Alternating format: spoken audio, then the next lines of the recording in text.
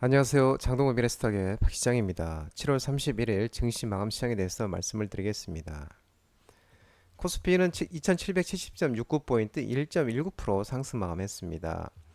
AMD와 우리나라 삼성전자의 국내 주요 반도체 기업들의 호실적에 외국인이 1512억 순매수, 기관이 497억 순매수하면서 외국인과 기관의 순매수에서 상승 마감하였습니다. 코스닥은 803.15포인트 0.08% 하락 마감했습니다. 외국인이 순매도하면서 하락 마감했습니다. 632억을 순매도하였고 기관은 85억을 순매수하였습니다. 미국 대형 기술주 약세여도 코스피가 이 미국 6월 고용 이직 보고서 구입 및 이직 건수가 전월치 대비 둔화하면서 기준 금리 인하 기대감이 지속되는 가운데 AMD와 또 삼성전자 등 국내의 주요 반도체 기업들이 호실적을 거두면서 매수 심리가 살아나면서 미국 대형 기술주 약세에도 불구하고 상승하는 모습이었습니다. 원달러 환율은 1376.5원 0.63% 3시 30분 기준 하락했습니다. 일본 정책 금리 인상을 소화하면서 원달러 환율은 3시 30분 기준으로는 하락하는 모습이었습니다. 오늘 특징지를 살펴보면 오늘 코로나19 관련 종목들에 좀 강세가 있었습니다. 코로나19 관련주와 마이크로 플라스마 폐렴 관련 종목들의 상승세가 두드러졌는데요. 코로나19 등인 감염병이 재확산되면서 수젠텍, 퀀타 매트릭스 상한가, 랩지노믹스, 휴마시스, PCL, 엑세스바이오, 메가이CS 등 코로나19 마이크로 플라스마 폐렴 관련 종목들의 상승세가 두드러졌습니다. 최근 코로나19 입원 환자 수가 4주 새에 3.5배 증가한 것으로 나타나는데 100일에와 마이크로플라스마 폐렴균 감염증 유행도 확산되고 있습니다.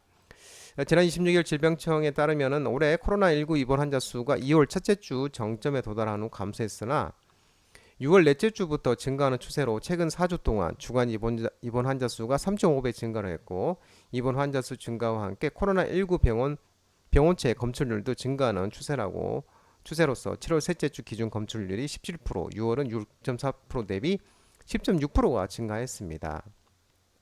아울러 소아청소년 중심으로 100일에도 4주간 유행이 확산되면서 7월 셋째 주 기준 총 13,545명의 환자가 신고됐고 마이크로플라스마 폐렴균 감염증 입원 환자 수도 유행주의보 발령 이후 최고 환자 수가 신고됐습니다. 또한 내신에 따르면 파리올림픽에서도 이 참가한 선수들 사이에도 코로나19 감염자가 늘고 있다고 전해지고 있는 모습입니다. 시멘트, 레미콘, 아스콘 관련 종목들에 오늘 또 강세가 있었습니다. 정부가 13년 만에 다목적댐 건설 추진과 포스코 인터내셔널 우크라이나 도로 복구 사업 진출 소식에 이 소식이 나오면서 이 삼표 시멘트, 성신양의 아세아 시멘트, 한일 시멘트, 그리고 또 4대강, 이화공영, HLDNI, 난강토공 등 중소형 건설주들도 상승하는 모습이었습니다. 이 환경부가 전일 어제 기후위기로 인한 극한 홍수와 가뭄에 대비하고 국가전력산업의 용수 수요 등을 위한 기후대응댐 후보지 14곳을 발표를 했었습니다.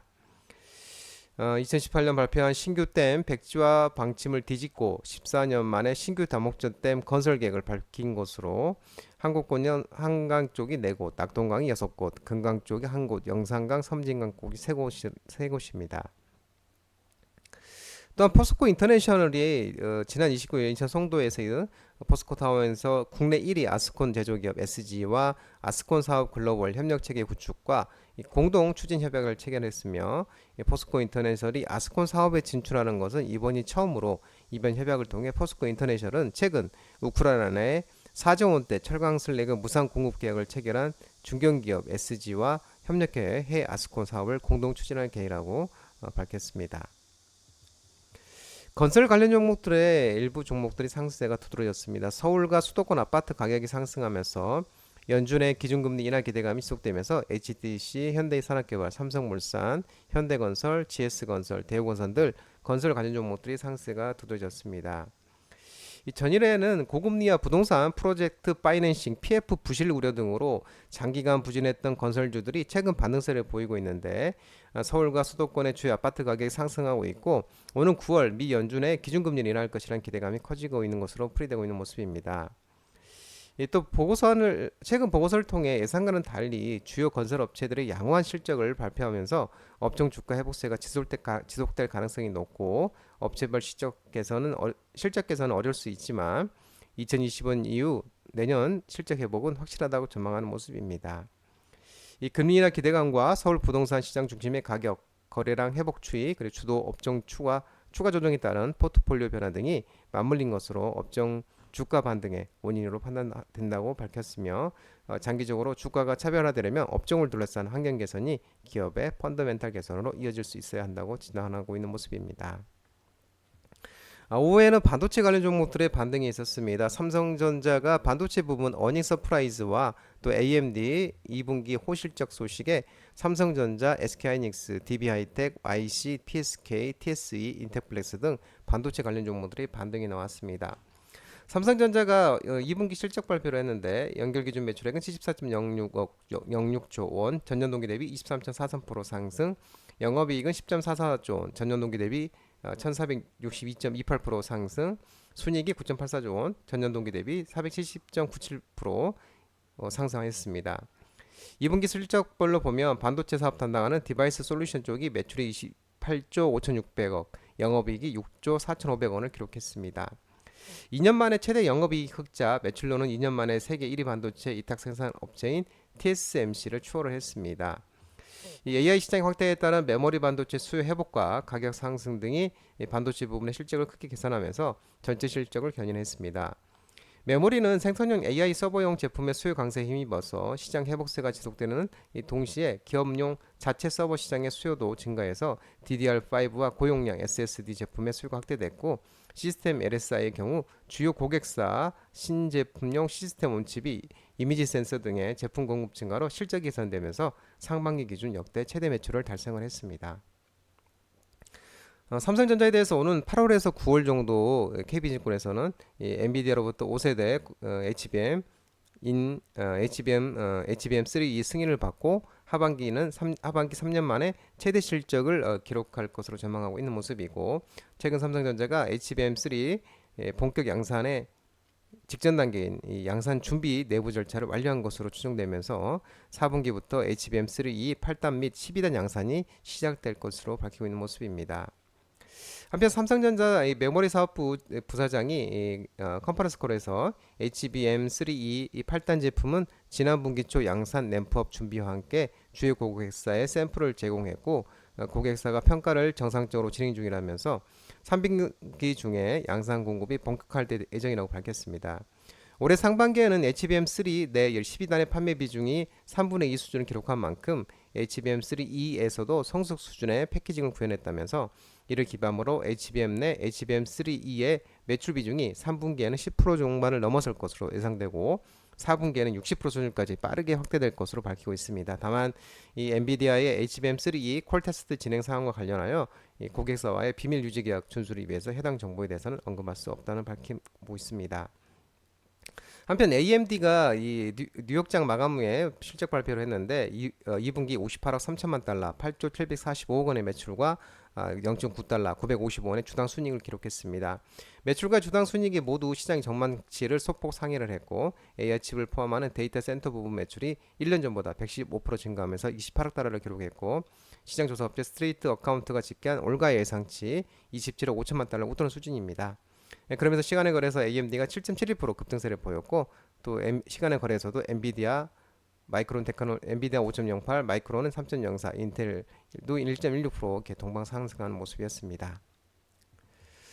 정유 LPG 해운 관련 종목들의 오늘 강세가 오후에 있었습니다. 하마스 정치국 최고 지도자 암살 소식이 나오면서 S-오일, 흥구석유, 대성에너지, GSE, 중앙에너비스 등 정유 LPG, 도시가스, 셀가스 관련 종목들, 에너지 관련주와 STX, 그린오지스, 흥하해운, 대한해운 등 해운 종합물류 테마 그리고 스페코, 휴니드, 빅텍, 대성IT 등 방산주 관련 종목도 상승했습니다. 하마스 정치국 최고 지도자 이스마일 하니에가 이란 수도 테헤란에서 이스라엘의 공격으로 사망했다는 소식이 전해졌습니다. 하마스는 이날 텔레비전에서 올린 성명에서 하니에가 전날 이란 수도 테헤란에서 이스라엘의 공격으로 사망했다고 밝혔습니다. 이란 혁명 수비대도 성명을 내고 하니에가 테헤란에서 살해됐다고 밝혔습니다. 이스라엘과 팔레스타인 무장정파 하마스 간 이 전쟁이 10개월째 이어지고 있는데 하마스의 고위 지도자 중 한 명인 하니에가 이란 심정부에서 살해되면서 중동 정세가 크게 동칠 것으로 전망되고 있습니다. 이스라엘군이 또 오후에 레바논 수도 베이루트를 겨눠서 보복 공습을 단행했는데 이번 공습으로 또 헤즈볼라 고위 사령관 푸아트 슈크루가 사망했고 이에 따라 이스라엘과 헤즈볼라 간 무력 충돌이 전면전으로 번질 수 있다는 관측이 나오고 있는 모습입니다. 현대차 수소차 넥소 후속 모델이 내년에 5월 양산하면서 수소차 관련 종목들이 일부 상승을 하였습니다. 일진다이아, 일진하이솔루션, 코오롱인더, 두산퓨어셀 등 일부 수소차 테마들이 상승했습니다. 현대자동차가 국내 유일 수소 전기 승용차인 넥소 후속 모델을 내년 5월달에 양산할 것으로 전해지고 있는데 2018년 데뷔 이후 약 7년 만에 이루어지는 모델 변경입니다.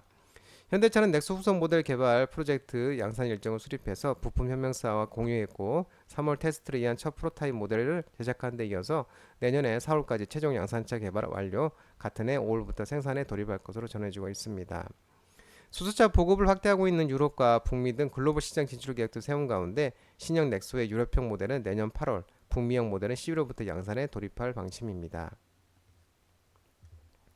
후판가 인하의 향후 실적 기대 지속과 또 HD 현대그룹 외국인 지분율 20% 돌파 등의 조선 관련 종목들 일부 종목이 상승했습니다. HD 현대중공업, HD 한국조선해양, HD 현대미포, 하나오션 등 조선 관련 종목들이 상승했습니다.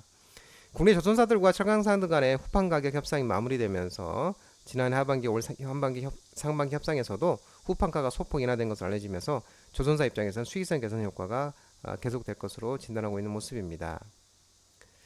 또 HD 한국조선해양, HD 현대미포, HD 현대 등 HD 현대그룹의 외국인 지분율이 이달 20%, 사상 처음으로 20%를 돌파한 것으로 전해지고 있습니다.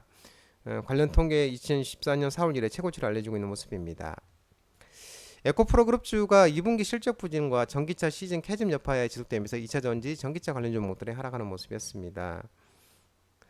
삼성 SDI, SK이노베이션, LG에너지솔루션, 에코프로, 에코프로 PM, 에코프로, 머티, 율전화학, PI 첨단소재, 리튬포스, 금양 등 2차 전지, 전기차, 리튬 테마들이 하락했습니다. 에코프로가 어제 장 마감 후에 2분기 실적 발표를 했는데 매출은 전년 동기 대비 57.16% 감소, 영업 손실은 전년 동기 대비 적자 전환 546.37억 원으로 순손실은 630.2억 원으로 전년 대비 적자 지속. 에코프로 프리미엄도 매출이 57.53%, 영업이익도 95.59% 전년 동기 대비, 순손실도 적자 전환. 에코프로 머티도 전년 동기 대비 적자 전환. 이 같은 실적 부진으로 전기차 시장의 캐즘, 대중화 전의 일시적 수요 정체, 캐즘 여파 때문에 분석되고 있는 모습입니다. 한편 또 윤철화학도 금일 1.48조 원의 규모의 LIB 제조용 공급 계약 해지도 나오면서 또 율전화학도 하락하는 모습이었습니다. 추가적으로 또 이 배당소득 분리과세 시 폭발적 호응 기대감에 은행, 증권, 생명보험, 손해보험 관련 종목이 상승했는데요. 하나금융지주, DGB금융지주, JB금융지주, 한양증권, 교보증권, 하나손해보험, 롯데손해보험, 하나생명, 동양생명 등 은행, 증권, 손해보험, 생명 관련 종목들이 상승했습니다. 장동훈 미래스탁 전화번호는 166-3797입니다. 끝으로 장동훈 대표 유튜브 채널 구독과 좋아요 많이 부탁드리고요. 알림 설정을 꼭 해두시기 바랍니다. 유튜브 채널 아래 보면은 공유가 있습니다. 공유 소개 링크 많이 부탁드리고요. 유튜브 장중 라이브 무료 방송 진행하고 있으니까 혼자 하기 힘드신 분들이나 도움이 필요하신 분들은 언제든지 오셔서 많은 도움 받아가시기 바랍니다. 오늘 시장도 모든 분들 고생 많으셨고요. 남은 시간 평안한 시간 되시기 바랍니다. 감사합니다.